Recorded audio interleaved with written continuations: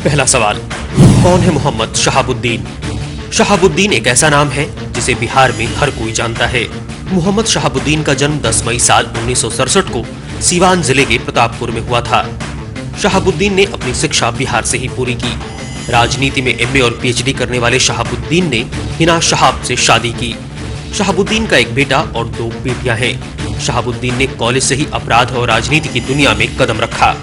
किसी फिल्मी किरदार से दिखने वाले मोहम्मद शहाबुद्दीन की कहानी भी फिल्मी है। दूसरा सवाल, अपराध की दुनिया में पहला कदम कब रखा? 80 के दशक में शहाबुद्दीन का नाम पहली बार आपराधिक मामले में सामने आया। साल 1986 में शहाबुद्दीन के खिलाफ पहला आपराधिक मुकदमा दर्ज हुआ।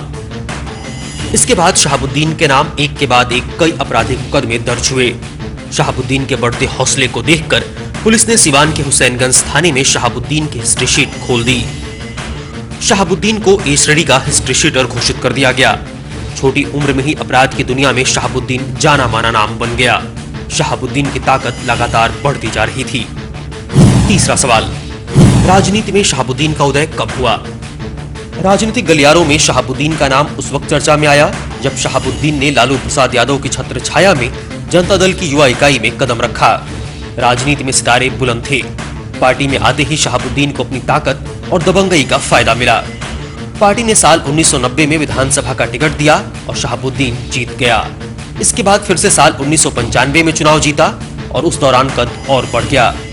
ताकत को देखते हुए पार्टी ने साल 1996 में शहाबुद्दीन को लोकसभा का टिकट दिया और शहाबुद्दीन फिर जीत गया। साल 1997 में राष्ट्रीय जनता दल के गठन और लालू प्रसाद यादव की सरकार बन जाने से शहाबुद्दीन की ताकत बहुत ज्यादा बढ़ गई। चौथा सवाल, शहाबुद्दीन आतंक का पर्याय कैसे बना? साल 2001 में राज्यों में सिविल लिबर्टीज के लिए पीपुल्स यूनियन की रिपोर्ट में खुलासा हुआ कि राजद सरकार कानूनी कार्रवाई के दौरान शहाबुद्दीन को संरक्षण दे रही थी। सरकार के संरक्षण में वो खुद ही कानून बन गया। सरकार की ताकत ने उसे एक नई चमक दी। पुलिस शहाबुद्दीन की आपराधिक गतिविधियों की तरफ आंख बंद किए रहती थी। शहाबुद्दीन का आतंक इस कदर था कि किसी ने भी उस दौर में उनके खिलाफ किसी भी मामले में गवाही देने की हिम्मत नहीं की।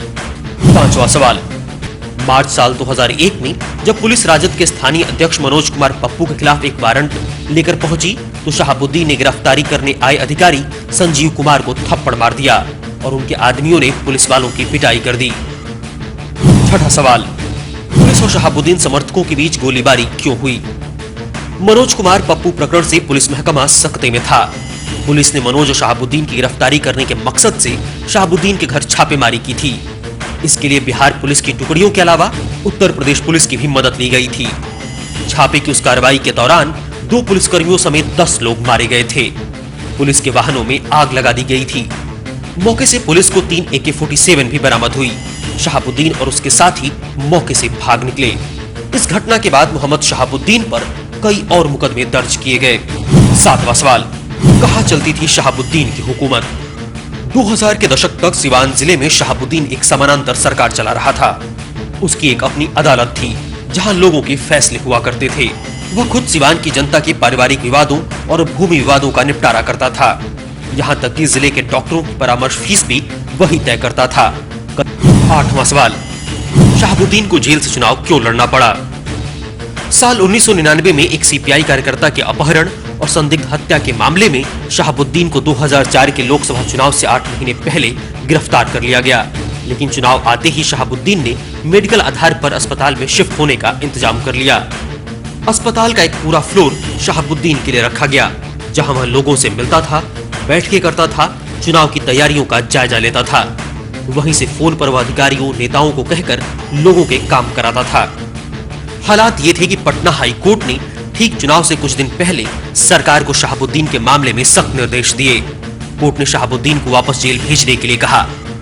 सरकार को मजबूरी में शहाबुद्दीन को जेल में वापस भेजना पड़ा, लेकिन चुनाव में 500 से ज्यादा बूथ लूट लिए गए। आरोप था कि यह काम शहाबुद्दीन के इशारे पर किया गया, लेकिन दोबारा चुनाव होने पर भी शहाबुद्दीन सिवान से लोकसभा सांसद बन गया। लेकिन उसके खिलाफ चुनाव लड़ने वाले जेडीयू के ओम प्रकाश यादव ने उन्हें कड़ी टक्कर दी थी। चुनाव के बाद कई जेडीयू कार्यकर्ताओं की हत्या भी हुई। 9वां सवाल, शहाबुद्दीन को उम्र कैद किस मामले में हुई? साल 2004 के चुनाव के बाद शहाबुद्दीन का बुरा वक्त शुरू हो गया। इस दौरान शहाबुद्दीन के खिलाफ कई मामले दर्ज किए गए। राजनीतिक रंजिश भी बढ़ती गई। नवंबर 2005 में बिहार पुलिस की एक विशेष टीम ने दिल्ली में शहाबुद्दीन को उस वक्त दोबारा गिरफ्तार कर लिया जब वह संसद सत्र में भागीदारी के लिए वहां गए हुए थे। शहाबुद्दीन के पैतृक घर से अवैध आधुनिक हथियार, सेना के नाइट विजन डिवाइस और पाकिस्तानी शस्त्र फैक्ट्रियों बने हथियार बरामद हुए थे।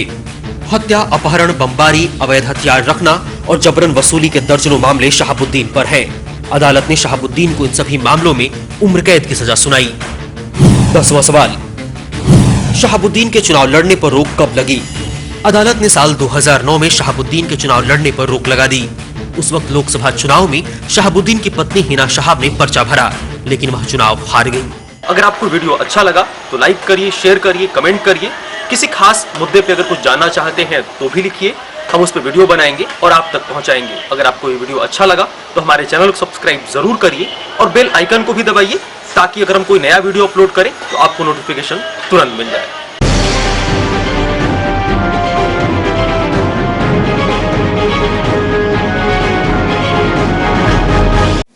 YouTube ऐप पर घंटी बजाओ, हर खबर की अपडेट पाओ।